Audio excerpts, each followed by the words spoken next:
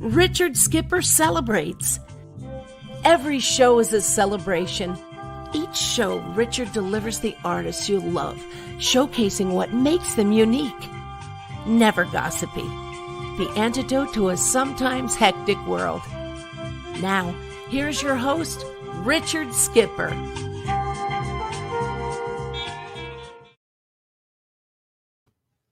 Happy Thursday, everyone, and welcome to the latest edition of Richard Skipper Celebrates. Also, it's the first day of Hanukkah, so happy Hanukkah to all who celebrate.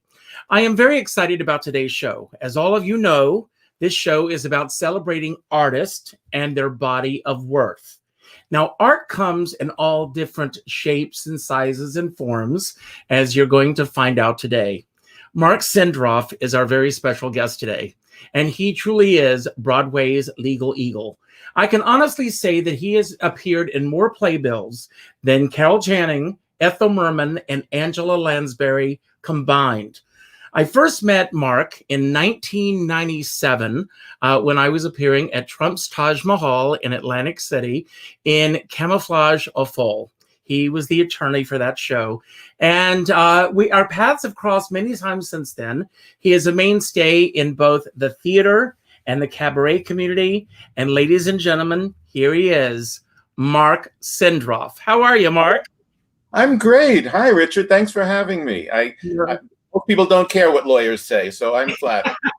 It's so funny because someone said to me last night, this is probably the only time in my life that I will have the opportunity to sit with a lawyer for an hour and it won't cost me. But I will let you know the check is in the mail. Yeah, you have to be determined. Okay.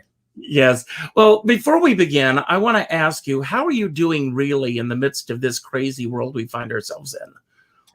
I'm okay. I consider myself lucky, actually, and privileged. Not that it's not difficult. I'm working mostly from home. I'm a one-man band, typing my own things and answering my cell phone, and that's difficult. And my business has really decreased enormously, but I know it's going to come back. I'm doing a lot of theater, a lot of non-theater work, a lot of music and film work at the moment, and some theater. We're starting to gear up for the summer and fall, which is what everybody predicts.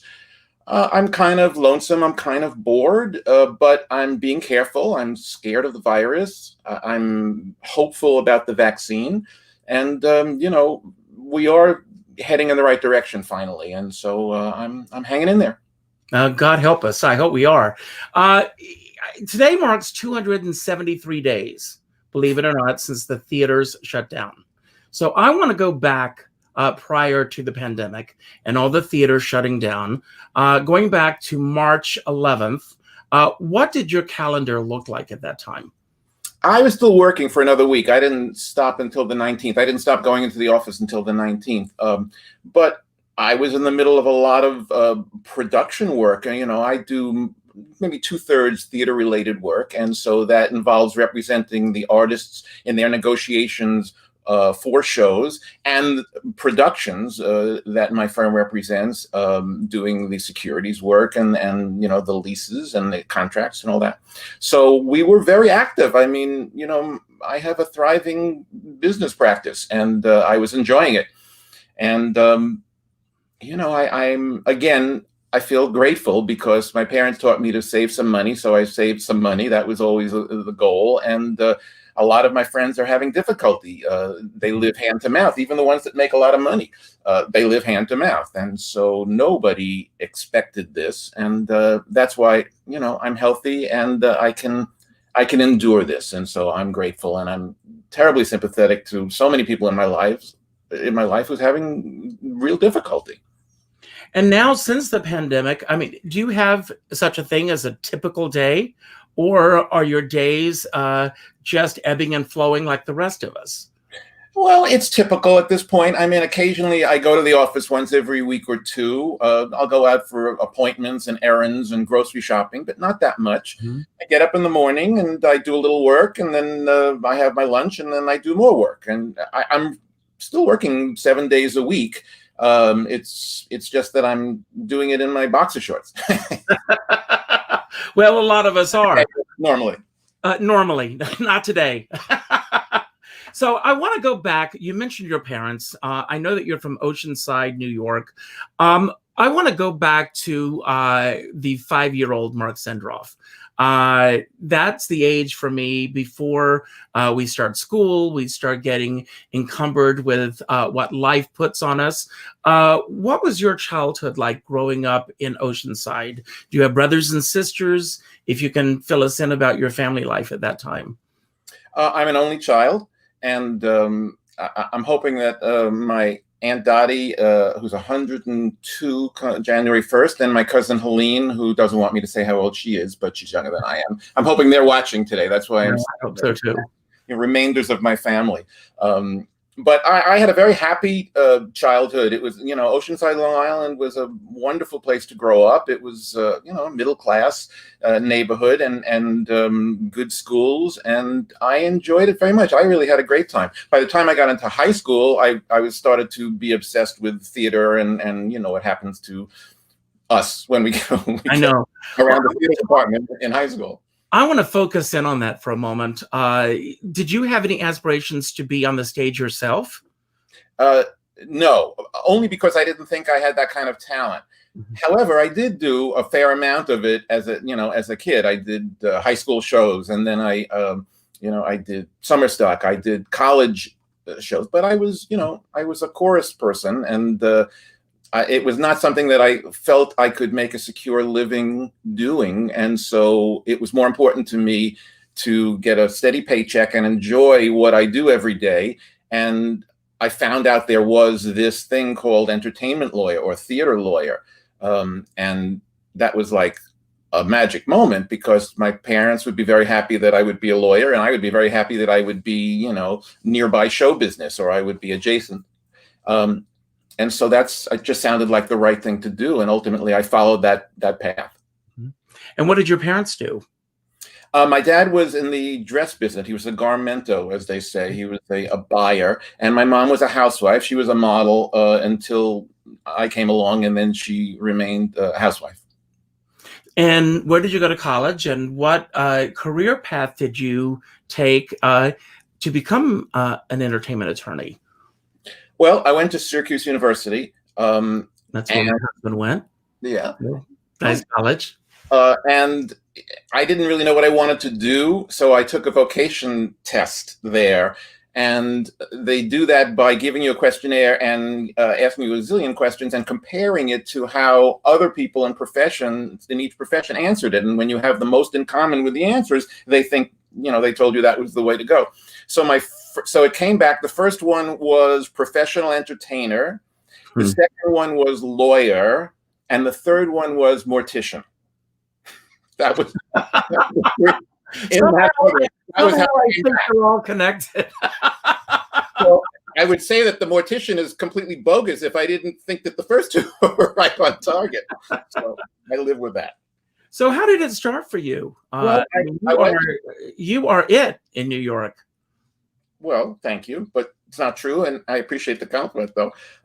I went to college and then found out about theatrical law, so I went to law school in Philadelphia at Temple University, and that was good because most of my classmates were people who lived in Philadelphia who came home and crashed with their parents for a couple of years because they got free. If it was a state school for a Pennsylvania resident, I was not. So I was surrounded by people who had no interest in competing with me, ultimately. In the job market, it's very competitive when you're in law school. So I came back to New York, and I was lucky enough to get a job with a man named Alan Bomser to work in his small entertainment firm as a summer clerk. And I found his name because when I was in Philly, I went to see the musical Raisin that was trying out in Philly. And in the back of the program, it lists the attorney, and so I wrote to him. I compiled a list. It was pre-computer, so I compiled a list any way I could, and that was the basic way. So I wrote to Alan, and he said, "Come see me. I have no job," but I did go for an appointment, and he hired me to basically for $50 a week to be his clerk, which meant his typist and his assistant. And I said, $50 a week. That doesn't even cover my commutation ticket going to go in from Oceanside. He said, "Well, it might be worth it to figure out if we could work together for the rest of our lives." Well, wow. you tell a kid in law school that, and he takes the $50 a week job, which I did, and worked out very well. He's a wonderful guy. He made room for me the following year when I graduated, and I became his associate and worked with him for a number of years. And he taught me a lot about what I know. He's my main mentor.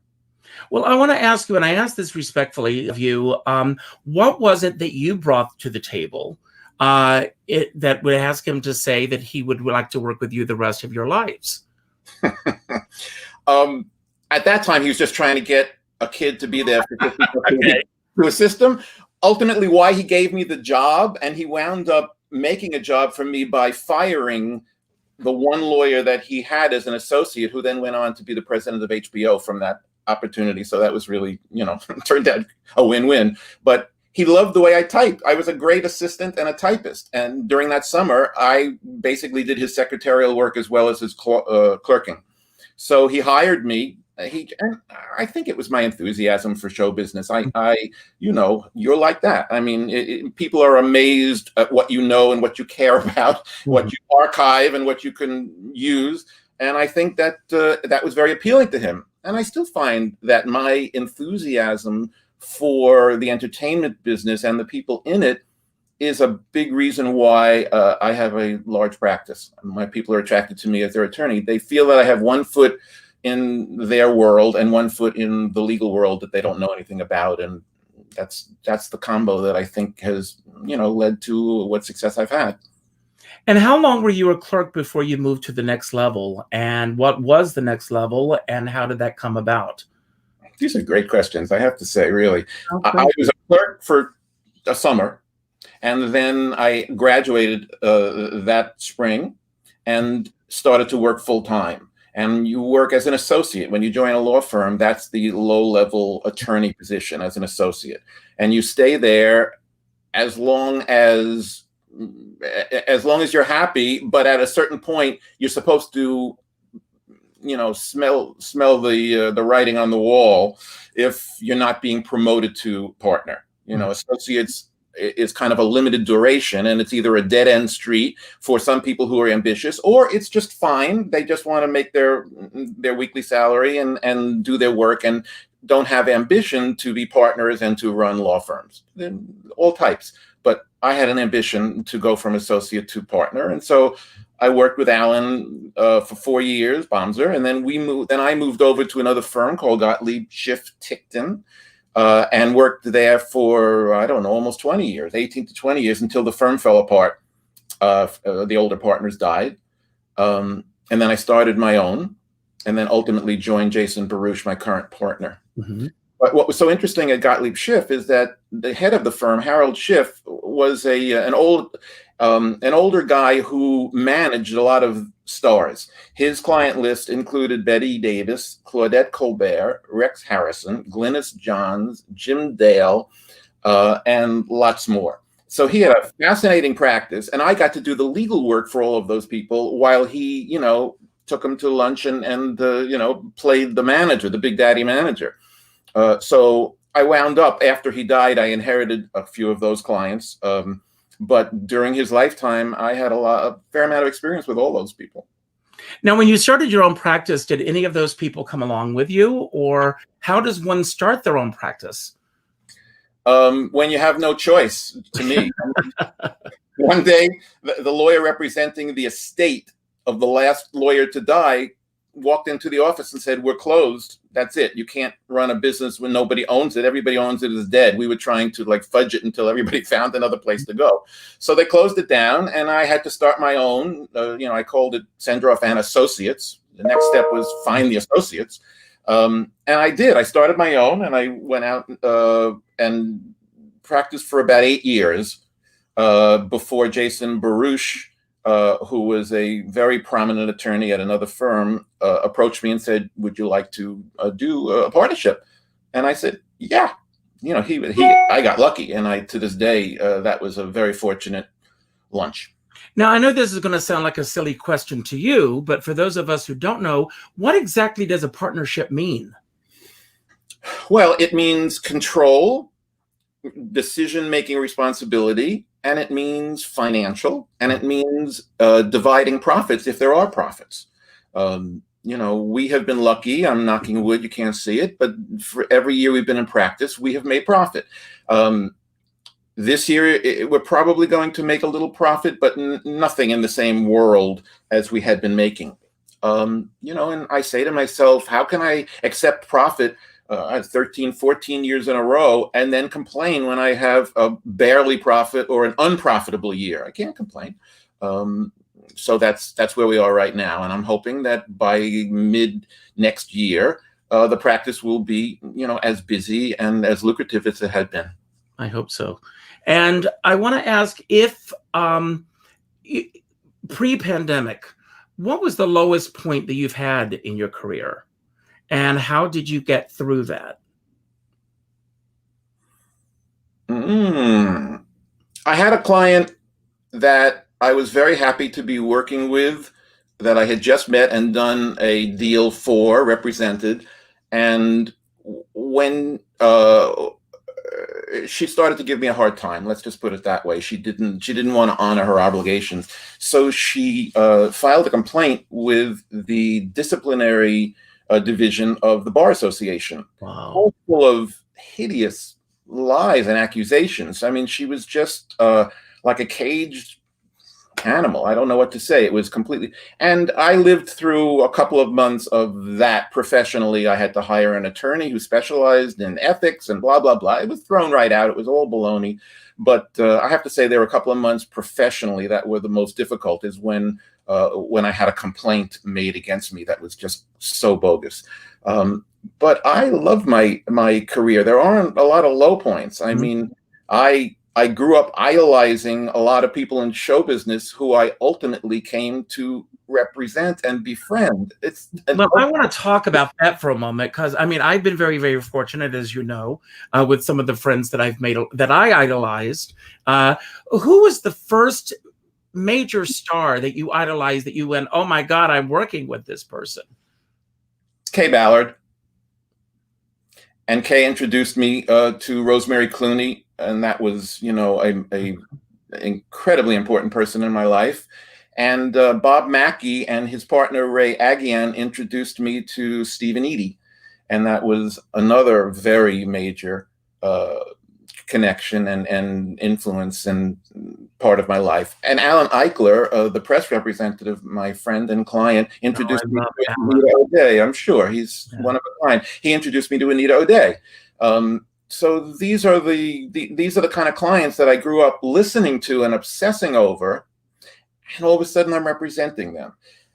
Barbra Streisand was the ultimate idol of mine growing up. And I always, that was my thing. I was going to represent her. I was going to meet her, whatever it was. So I started to represent, I represent her manager. I represent her director. I represent her conductor and orchestrator, arranger for a period of year. Peter Mass is who I'm talking about. Richard J. Alexander directs her, and Marty Ehrlichman. And I represent her replacements and understudies, Lainie Kazan, Mimi Hines. It's really kind of incredible. Barbara Minkus, Marilyn Michaels. So yeah, I was pretty obsessed with Barbara, but I didn't really get to meet her until, recently, in the past couple of years. I met her, and that was a real thrill. And I think ultimately her manager Marty will ask me to do something on her behalf, and that'll be the day that I throw the pencil in the air and say, "Did it?" Well, Barbara, if you're watching, please. So, you are so involved in your business, but you're also man about town. I see you at a lot of events. How do you compartmentalize with your career and your personal life? Or are they so intertwined that it's difficult to do the two? I don't find it difficult, but it's completely entwined. I mean, I would say, almost all of my friends are my clients, and most of my clients become my friends, and we have similar interests. We go to see and do and listen to things that they're a part of or that I'm a part of via another client, and that's very smooth. That's the best part. I don't even realize whether I'm talking to a friend or a client most of the time. It's just one big mix-up. And has there been a point in your life, no names because this is all about celebration, but has there been anyone that you really admired and you unfortunately that changed working with that person? Sure. And again, how do you get through that? Every once in a while, you decide to part ways if that happens, because it's usually mutual. Usually, the client isn't any more comfortable than I am with them. Doesn't happen very often at all. You just, you have anybody working for someone else comes across the time when it doesn't go very smoothly, and that person is in essence the boss. You work for them, and if they're not happy, they move on. And if you're not happy, you move on. It really doesn't happen that often to me, but it happens. Now, go ahead. I'm sorry. It has happened. I didn't have anything more than that. Well, obviously, I mean, you've been around for quite some time, and at this point, how many clients do you currently have? I say a few hundred, but they don't get active at the same time, or I'd be a mess. Right. But, I have clients that I don't speak to from one year to the next. Mm-hmm. And I have clients that I speak to 3-4 times a week, or at least I'm in contact with them email. So it goes all over the place. I mean, I work 7 days a week pretty much. Sometimes I'm lucky and it's not terribly busy, and so I'll take a day or two off. But, and I don't work early morning till late at night, but I'm always doing something. And at this point in your life and career, how proactive are you in terms of seeking out pursuits, and how often do they just come to you based on your reputation? Most of my new clients come to me through someone that we have in common having recommended them, or from them seeing me speak in situations like this, or like that. So I very rarely pursue a client. I don't think it's all that professional, but when I'm obsessed, I'll let them know how I feel about their work if I have the opportunity to. And sometimes that will wind up, a client, because they like that their representative is enthusiastic about their work. So sometimes that ends in a relationship that I was hoping for, but I don't do that very often. And can you take us through the process of your beginning to work on a show through opening night and through closing? Well, yeah. These days, I do less production work, which is what you're asking about, than I do artist work. But I certainly still do that and have done it for many decades. And, basically, a client wants to produce a, musical based on a movie. So we have to acquire the rights, the underlying rights in the film, and then hire the staff, the book writer, the composer, the lyricist. And so that's all contractual negotiations and drafting. And then there is securities work. If the producer is going out to raise money, you have to comply with the federal and the state laws in the money raising. So that's another large part of what a production attorney does. And there's the lease with the theater, the contract with, contracts with the general manager, which is the kind of the line producer version for a theatrical person that does the day-to-day. So it's all of that and anything that comes up along the way, clearing any kind of rights. And then, you get to opening night, it opens. And if it runs, there's ongoing work for which the law firm gets like a maintenance weekly. And they're just available to the producer and general manager if work is needed on an ongoing basis. And in those situations, are you working solely from your own firm, or are you in association with other attorneys as well? Occasionally, if there's a securities issue, if there's a international banking issue, if there's a trademark issue, if there are, a couple of ways in which our firm might not be prepared 100% to do it, but that's not very frequent. Most of the time within the firm, each of us does this so often and has little specialties that we have 4 attorneys, and among us, we can do any kind of production work, but for the rare instance I mentioned. Now, some of these questions may seem a little silly to you, but I'm absolutely flawed about well organized and perceptive you are about what I do. I really appreciate that. Well, I try to do my research, but we have viewers from every level of the business, established entertainers, people that are just starting out. What are some of the biggest mistakes that you find that people make when they are coming to you early on in their career? And what is the decision making in terms of taking them on as a client? Well, taking them on as a client, there are two ways in which my firm charges. We either work on a commission basis, and that usually works best for people who don't really have a lot in the bank and who need some work and are willing to accept the free work or the speculative work in exchange for the possibility that they would be one of the rare ones that make a lot of money that would be therefore shared with the firm. That was a little circuitous. I didn't mean it to be like that, but we either charge by a percentage or by an hourly rate. A young person starting out is usually concerned about the hourly rate. If it's an honest person with a real issue, then I think the firm would take them on if they meet the financial requirements. If I'm going to be working on a percentage, then I'm going to be a little bit more careful.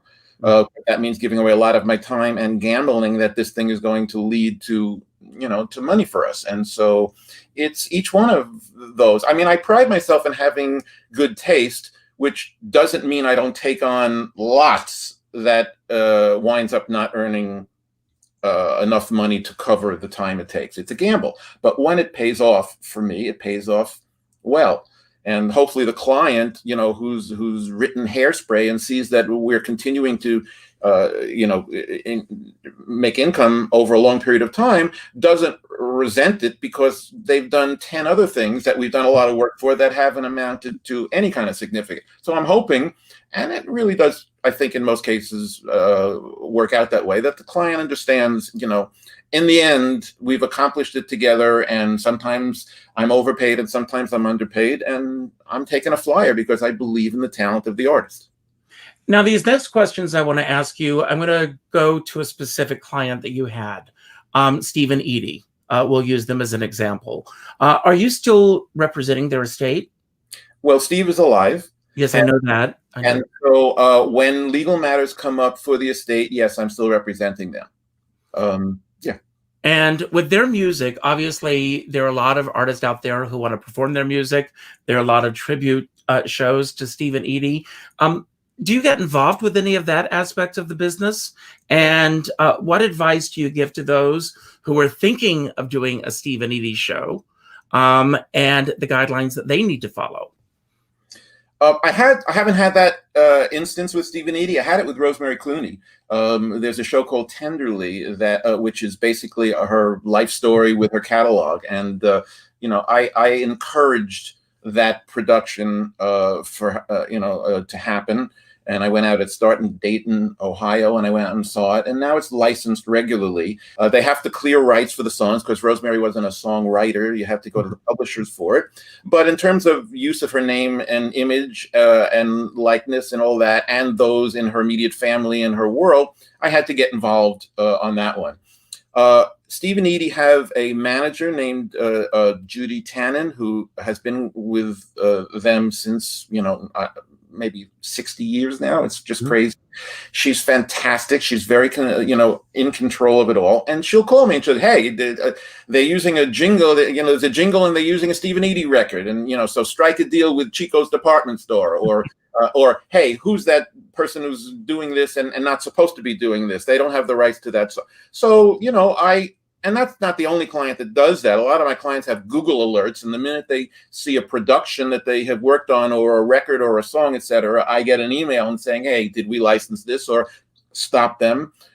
This weekend, there was a production at a JCC somewhere upstate, a Jewish Community Center, and they decided that they would create a show using one of my clients' catalog. And they just create a review and stream it, no less. So there are so many breaches in what that represents. They need an audio visual sync license.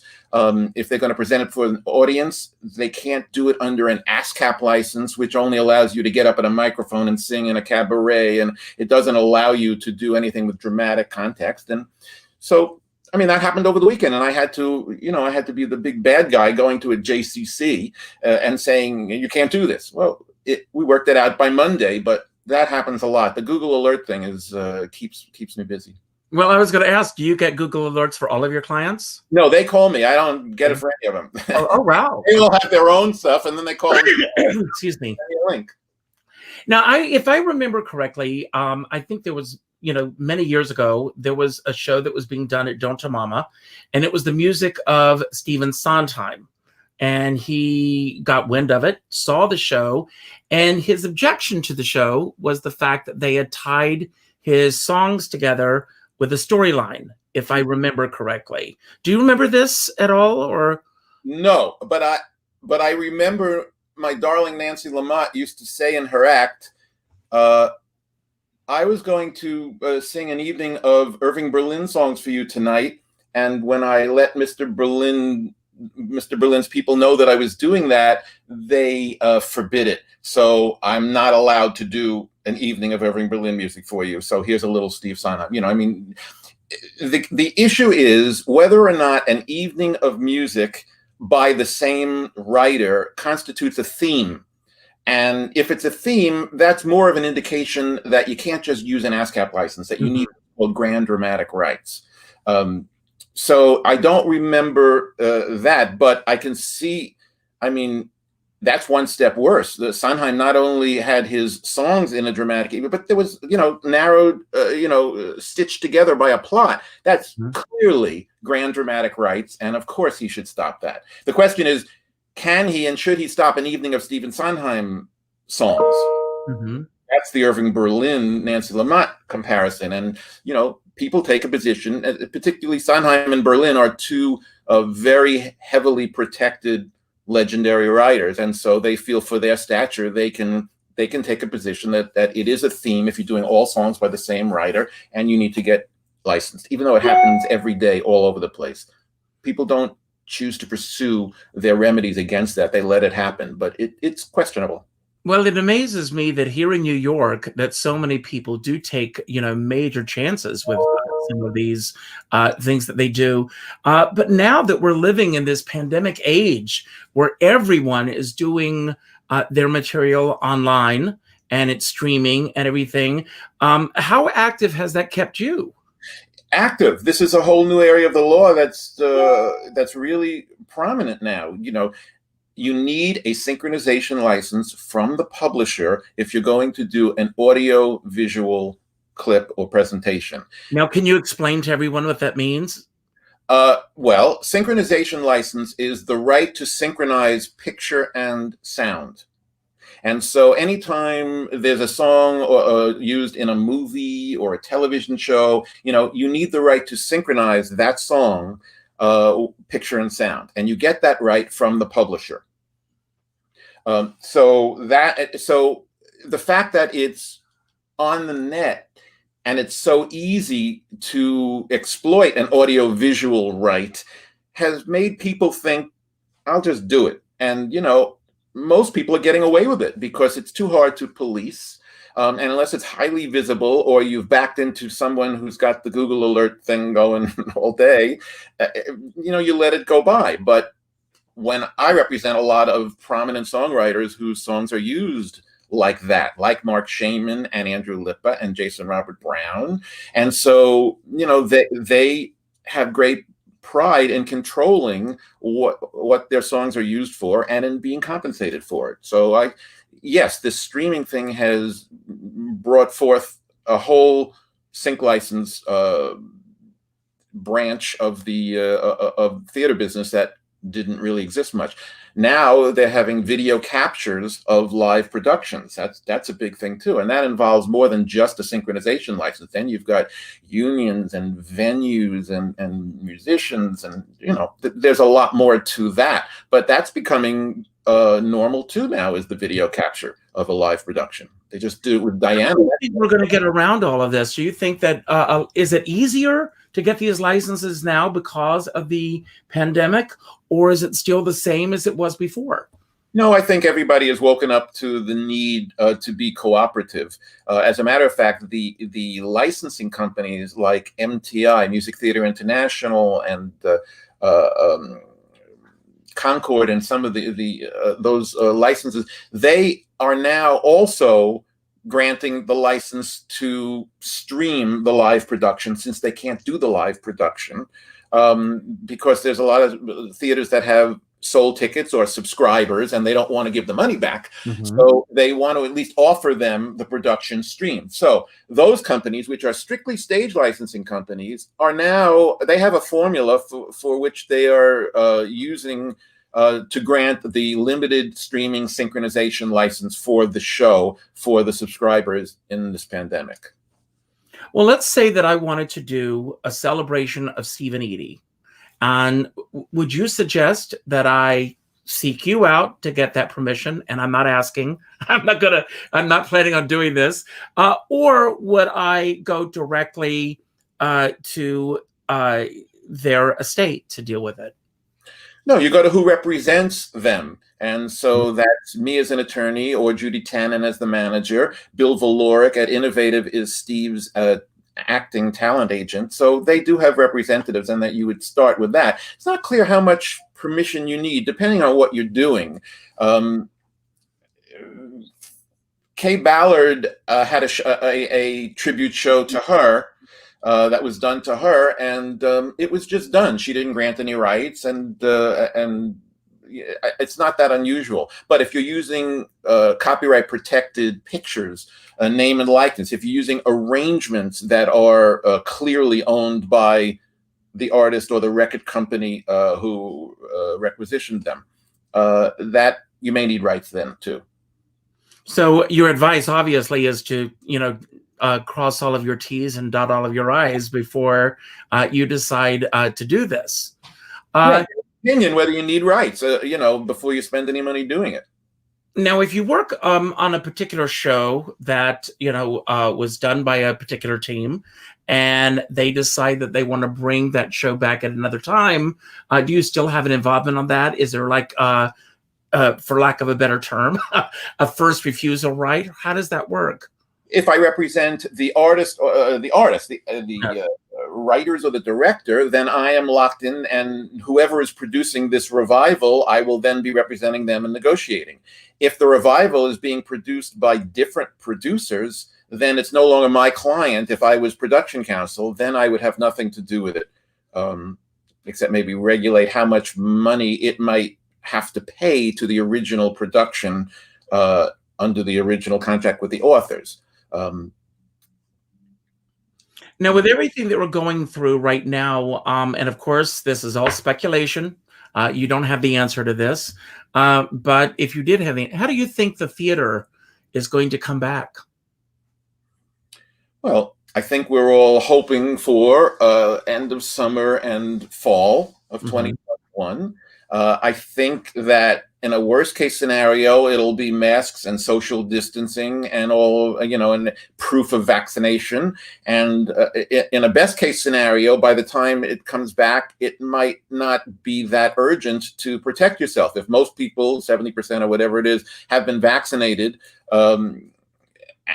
you make a decision whether you want to run that risk. I mean, if I'm vaccinated and I believe I have antibodies, and I'm walking into a theater and 70% of the people are also I think I would feel safe at that point, as long as I feel my vaccine is in play and I'm not giving it away and I'm not getting it.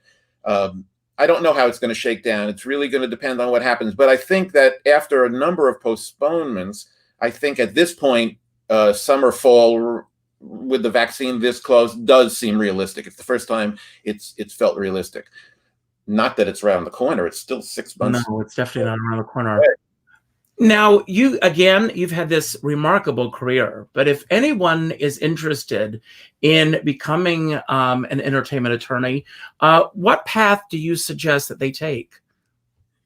Well, I don't know. Obviously, excuse me, you had such a love of the theater that, added on to all of that. But for someone just starting out. Well, I would say read up or bone up in any way possible on not just the law, because you're probably, it's too early to really be an expert in the law in this, hypothetical you're giving me, but in show business, in the field that you want to go into. If you are passionate about music, then know all about record companies, how they work, how music publishing works. Learn about your passion, and then you walk into an interview and you offer a lot more than just the degree. My face lights up when I start to talk about show business, and if I'm being interviewed by an entertainment law firm, and they care the way I do when I interview. It's important to be excited about your work. It's not just banking or insurance law. It's something in which you need to be involved. You need to know good from bad, and you need to have favorites and passions and causes and real specific knowledge. Very few corporate types climb to the heights of entertainment law. You really need to have show business in your blood to be that good at it, I believe. Now, speaking of having show business in your blood, since you've been in this profession, what is the biggest change that you've seen in the business itself that you absolutely love? And what is the one thing that has changed that you absolutely miss? I miss the respect for stars. I think stars are made very quickly and for different reasons than I'm accustomed, to appreciating them. And so, just as the world has gotten more advanced and everything is to the nth degree now, one of the things that I'm missing is that old-fashioned feel that show business has. And in terms of changes, well, it all revolves around technology for me. I mean, everything from, let's start with fax to email, to Dropbox, to all sorts of technology that's used on stage and in film and green screens. I mean, it's so different from when I started, and so much of it is incredible. We take for granted what we're doing right now, talking to each other and everything that involves. We just kind of take it for granted. Well, there's a downside because the world is, blowing up. But the good side is there's so many more conveniences and ways I can work from home. If this had happened before all this, we'd be. I can only imagine. No. Pandemic be like if we didn't have some kind of computer technology for us and phones, and so I'm doing it a long time, and that's the biggest change. And some of it's good, some of it's not. And how much of social media have you embraced in terms of your business, not your personal life, your business? And how much of social media have you resisted? Very little social media is part of my business. I mean, I'm a Facebook person. I know that, that's getting a little passé, or that's supposed to be for older people, but I enjoy Facebook a lot. Well, there's a huge there's this lawsuit going on now. What do you know about that lawsuit? What can you do? I have to say, I didn't even realize Facebook owned Instagram, so I have no expertise. I just watched the news yesterday, and this whole thing exploded. So I'm fascinated by it. I find Facebook to be very helpful. All sorts of links, not only just being in touch with your high school friends and fraternity brothers, but and clients and stars, and I mean, it's amazing. But Well, the unfortunate thing is that, based on what I know, is they've made it almost impossible for any other startup to begin, because once they hear of it, if they're interested in it, they buy them out. Well, personally, going back to what you asked me, I'm not interested in Instagram. To me, I know that's the thing, but to constantly take pictures and put them out there so everybody knows, I don't understand the appeal of that. That really seems nuts. And I know that's the most au courant one. So, too old to appreciate it. I do appreciate Facebook. I go to it a couple of times a day, and I reach people that I haven't been able to reach that way. I don't advertise my business on Facebook. I don't promote my clients' events on Facebook, only because it's overwhelming. Mm-hmm. And as soon as I start to advertise, one person's show, the next one is going to say, "Hey, you advertise." I can't get into promoting my clients' work just because it's overwhelming. So that's my social media thing. It's not really something that I use very much professionally. And what would you think would be the biggest misconception that people have about your profession? Well, lawyers. Everybody thinks lawyers are out to get them. And, how could you, that's the fees, the hourly fees, and the lawyers are always looking to, cause trouble. And people don't have a great deal of respect for lawyers at this point. And so that's an obstacle. And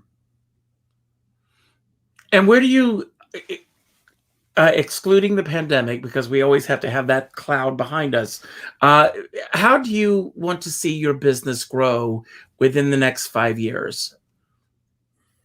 Well, I'd like my clients to continue to climb the ladder, which is what's been happening for my whole practice. I started out, one of my earliest clients was Marc, Shaiman, and Scott Whitman, two of my earliest clients. That goes back to the mid-'70s.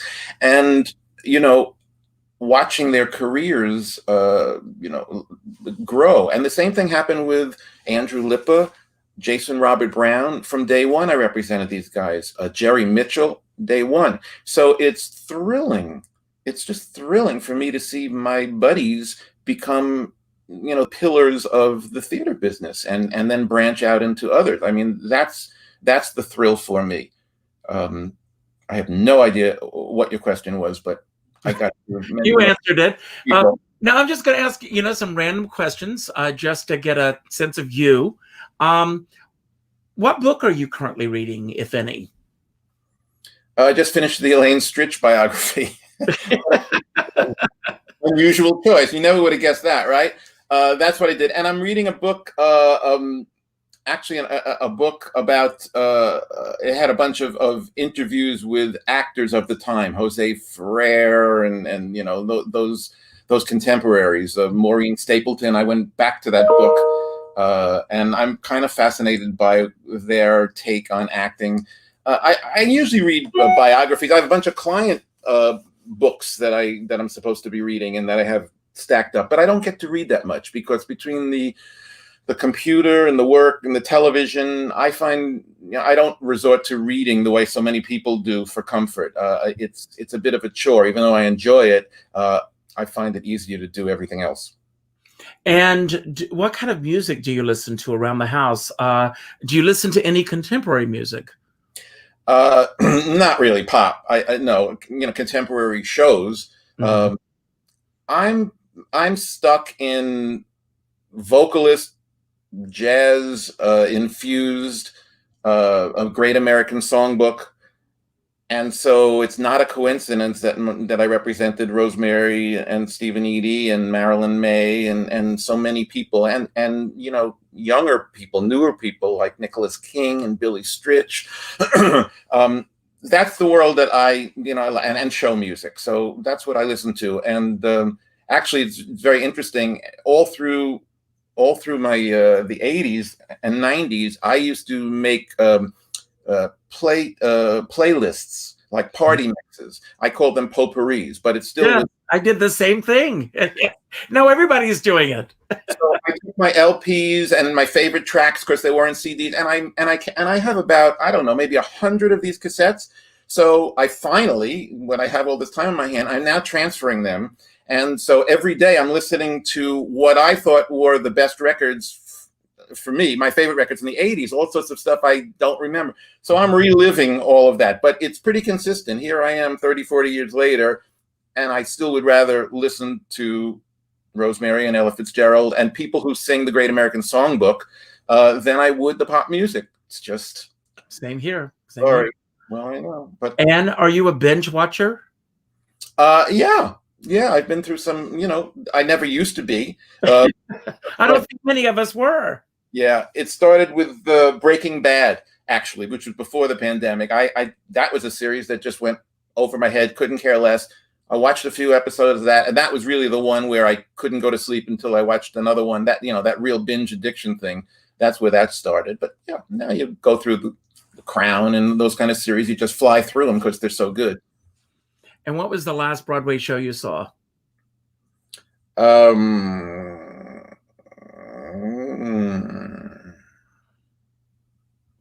Moulin Rouge. It's maybe Moulin Rouge, but there was one that I saw like right before. Yeah, I don't remember. Nothing all that memorable.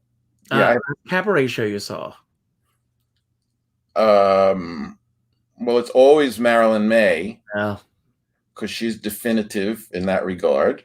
And I've been seeing a lot of Nicholas King. I'm a big fan of his. I think I just interviewed him just a couple of weeks ago. Yes, he told me. He said, Richard asks very smart questions. Don't be scared. So you vetted me. That was the single person I vetted you with, and I got one answer. So it's not like I did extensive research, but he was dead on. I really admire your questions. Well, thank you. I appreciate that. And what tickets or what shows were you planning on seeing when this all happened? Company. I was very excited about Company. Sure. And I don't know what. Diana, I was very curious about. Hairspray was being revived on the West End. I was supposed to fly there in April for the opening of that.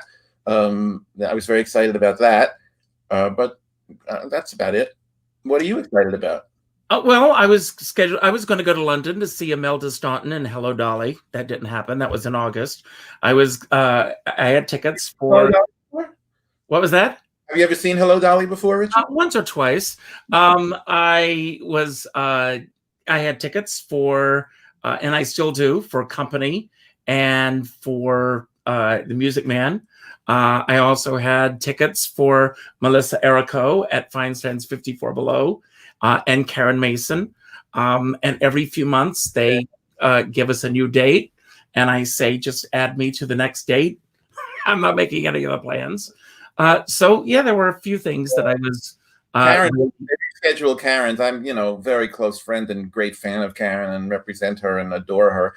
She's somebody that I went after, actually. I just loved her work, and I approached her. And same thing with Nancy Lamott. Those were the two ladies that were the Don't Tell Mom, opened the Don't Tell Mamas, and at that point they were the main cabaret artists in the city, and I loved them both, and I still love them both. Oh my God! I was at Karen's opening night at Don't Tell Mama. Yeah, 30-some years ago. Beyond that, it was more than 30 years ago. Did you go to the redo? When I watched the redo online and everything. I didn't see it in person, unfortunately, but impeccable. Yeah. So, what are you currently working on? Well, out of I was forced to work outside the theater primarily, so I'm working on a bunch of films based on shows. I represent a lot of music director, arranger, orchestrator, music producers. And so Dear Evan Hansen, Tick, Tick, Boom, a movie called Spellbound. I'm sorry, a musical movie called Spellbound. Vivo, a movie that Sony is doing with Lin-Manuel Miranda, and I represent Alex Lacamoire, who's doing all the music work on that.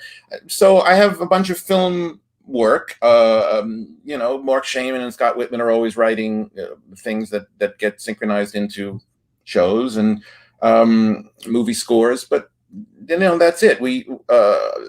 Jerry Mitchell's got a bunch of projects and also a lot of duplicate companies of hit shows.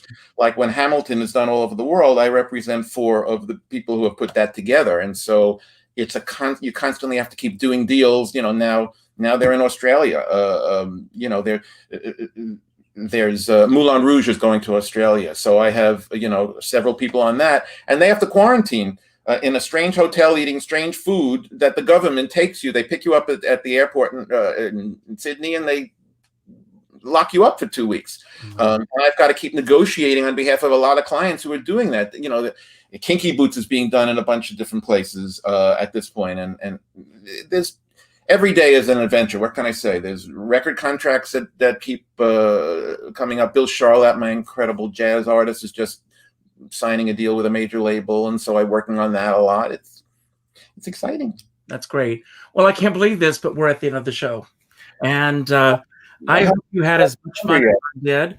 I want to say to everyone, thank you for being here today. If you enjoyed the show, and I hope you did, please go to my website if you haven't done so already, richardskipper.com, and sign my guest book with your thoughts about the show. That does help to boost me and other markets. I want to let everyone also know that tomorrow afternoon, I am doing a very special interview. James Levesque has written this book, Life After Losses. He's gone through the loss of 2 husbands, and he's put what this is. It's just a compelling story, and I think the timing is right with what we're all going through right now on how we get through loss and how we deal with loss, and how we don't let it define us as much as we define the loss itself. Very interesting book, and he's on tomorrow at 2:00. I also end every show by telling everyone to go out and do something nice for somebody else without expecting anything in return. Go to your Facebook friends list, go to the first name that pops up, and reach out to that person and let them know what they mean to you. Not with an email, not with a text, not with a private message, but an actual phone call. Just reach out. The human voice is still something that we all have right now. And before we end the show, Marc, I'm going to give you the final word. Anything you want to say about anything that we talked about today that you want to expound upon, anything we didn't talk about that you wish we had, or just any message that you want to put out to everyone who's watching. And I want to thank you for all that you've done for the theater and for the great artists that you've represented. And here's to the next 50 years for you. And happy Hanukkah. Thank you. I'm really very flattered that you asked me to do this, and I'm excited about it because we've known each other for a long time, but I don't think we've ever had a substantive conversation. No. And I was really looking forward to that. And we have darling Julie Budd in common. You know, we're both so close to darling Julie, so I want her name to get out there because we love her so, and you absolutely so helpful to her. But I want to just wish everybody a happy Hanukkah and a happy holiday season, a Merry Christmas, a Happy New Year. And we're almost through it. Hang in there. And, you know, maybe a number of months from now, we'll all be doing this somewhere together and not have to be staring at a screen for our entertainment and our personal connection. So good luck to everybody. Thanks, Rich. Goodbye. Thanks, Marc. Thank you.